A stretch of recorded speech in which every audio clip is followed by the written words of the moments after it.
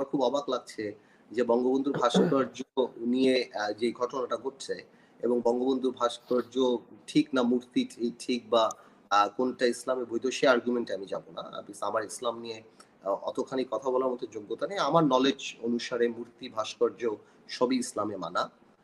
যদি না আপনি স্ট্রিম লাইনে আর্গুমেন্ট করেন, বাট আমি ওইটাতে যাব না।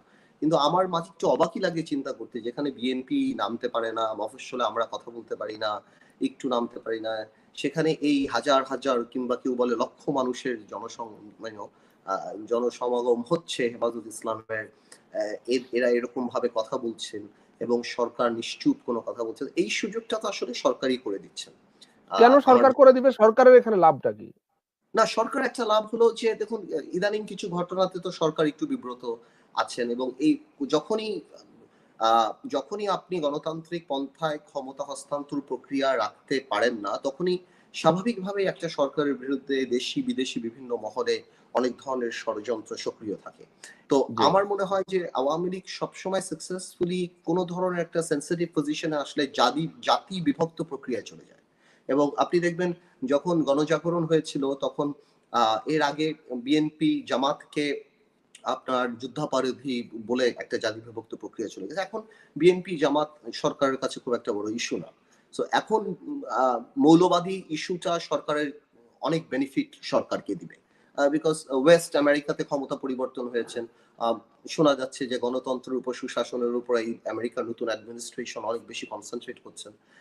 তো সেই ক্ষেত্রে বিদেশিদেরকে এটা তো আওয়ামী লীগের জন্য খুব ভালো যদি বিদেশিদের দেখানো হয় যে আমরা যতই যা করি আমাদের অপশন হলো মৌলবাদী যারা আছেন তারা। তো আপনারা তো জানেন ওয়েস্টের হুজুরদের উপর একটা অ্যালার্জি আছেন। তো আর যেভাবে ন্যাচারালি এই ধরনের এইসব সেন্সিটিভ ইস্যু যখন আসে এবং মানে আপনি বলতে চাচ্ছেন যে আমেরিকায় জো বাইডেনের ক্ষমতায় আসার সঙ্গে আমাদের এই হেফাজতে ইসলামের গত কয়েক দিনের তৎপরতা এগুলার একটা যোগসূত্র আছে? না, এই যোগসূত্র তো থাকবেই, বিকজ আপনি দেখবেন ফ্রান্সের ঘটনা থেকে আরম্ভ করে বা হেফাজত ইসলাম যখন গণজাগরণ মঞ্চের বিরুদ্ধে দাঁড়ায় তখন থেকে ইট ওয়াজ কনসার্ন, মানে ওয়েস্টের জন্য একটা অনেক বড় কনসার্ন এটা যে এত মানুষ একসাথে জমায়েত করা এবং তারা যেভাবে বক্তব্য দিচ্ছেন সেই বক্তব্যগুলি যখন আমাদের এখানকার রাষ্ট্রদূতরা তাদের পলিটিক্যাল অ্যাটাচিদের জিজ্ঞেস করেন what they are talking about, এবং তারা যখন জবাবে শুনেন they'll burn you alive or they'll cut your throat, তখন তো তাদের চিন্তার একটা বড় ব্যাপার আছে। এবং আই এম শিওর এই ধরনের ঘটনা যখন ঘটে এবং এই ধরনের জনসমাগম যখন দেখে তখন বিদেশিরা কিছু হলেও চিন্তা করে যে ঠিক আছে গণতন্ত্রহীনতা থাকুক বা দুর্নীতি যাই থাকুক, অপশন যদি মৌলবাদী হয় তাহলে এর চেয়ে প্রেজেন্ট সরকারই আমাদের জন্য অনেক বেটার। নাহলে আপনি আমাকে বলেন যে যেখানে বিএনপি যখন মিটিং করতে যায় বাস ট্রাক সব বন্ধ হয়ে যায়, কেউ ঘর থেকে বের হতে পারবে না, আবাসিক হোটেলগুলিতে পুলিশ যে ধরা দেয় যে কেউ থাকতে পারবে না, সেখানে আজকের দিনে যখন গণতন্ত্র নেই হুজুররা এরকম হাজার হাজার লক্ষ মানুষ নিয়ে আসছেন, এভাবে বক্তব্য দিচ্ছেন, তো এই সুযোগ কি আওয়ামী লীগ করে দিচ্ছে না?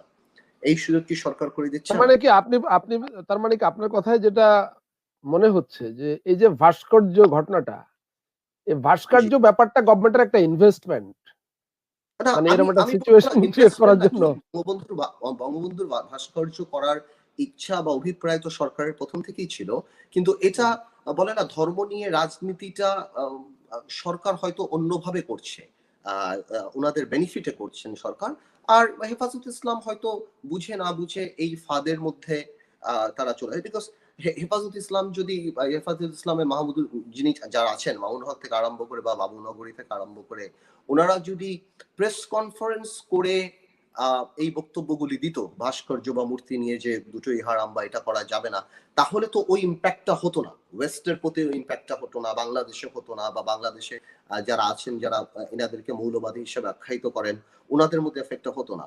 ওয়ারেস যদি লক্ষ লোকের জনসমাগম হয় এখানে, সেখানে যখন ওই বক্তব্যগুলি দেয়া হয় সেখানে কিছু কিছু বক্তব্য এমন ভাবে উপস্থাপন করা হয় বা তাদের বাচন ভঙ্গি এমন ভাবে হয়, সেটা স্বাভাবিক গভর্নমেন্টের জন্য অনেক বেনিফিট নিয়ে আসে। যখন গভর্নমেন্ট সবাইকে বলতে পারে বা বিদেশিদেরকে দেখাতে পারে যে দেখো this is what is happening, বা বাংলাদেশে এরাও আছে, সো আমি যদি না থাকি কোনো কারণে যদি এরা আসে তাহলে একটা ঝামেলা হতে পারে। আওয়ামী লীগ ক্ষমতায় থাকার জন্য কি কি করতে পারে এই জিনিসগুলি তো আপনি আসলে কোনো সময় উইটনেস করতেন না।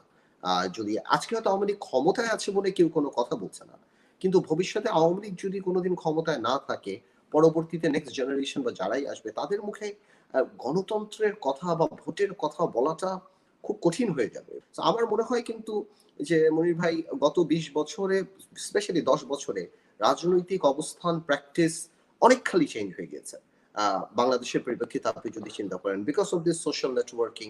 এটা না কিন্তু সেটা বাস্তব, চেঞ্জ, এটা